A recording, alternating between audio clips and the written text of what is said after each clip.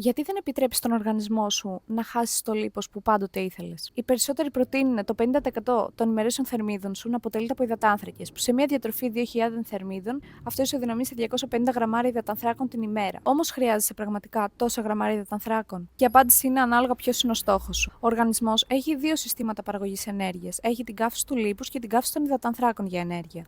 Οι υδατάνθρακες συνήθως χρησιμοποιούνται ως πιο άμεση ενέργεια, ενώ τα λίπη είναι λιγότερο άμεση μορφή ενέργειας, ωστόσο μπορούν να αξιοποιηθούν όταν η κατανάλωση των υδατανθράκων είναι πιο μετριασμένη. Και αυτό το γνωρίζουμε διότι εάν εσύ καταναλώσεις υδατάνθρακες, ανεβεί η γλυκόζη και ανεβεί και η ινσουλίνη στο σώμα, τότε μειώνεται η καύση του λίπους. Τώρα γνωρίζουμε ότι σε ηρεμία κυριαρχεί η καύση του λίπους για ενέργεια. Οπότε, εάν και εσύ δεν είσαι αθλητής, έχεις λιγοστές προπονήσεις μέσα στην εβδομάδα και περνάς το μεγαλύτερο χρόνο σε ηρεμία, μπορείς να δώσεις την πρόσβαση στον οργανισμό να κάψει το λίπος που έχεις στο σώμα σου, είτε τα λιπαρά τα οποία καταναλώνεις από τη διατροφή σου, και αυτό θα το κάνεις μόνο εάν μετριάσεις την ποσότητα των υδατανθράκων που καταναλώνεις. Δεν σου είπα να τους κόψεις, δεν σου είπα να τους φοβάσαι. Εάν σου φάνηκε αυτό χρήσιμο, κάνε με follow για περισσότερα.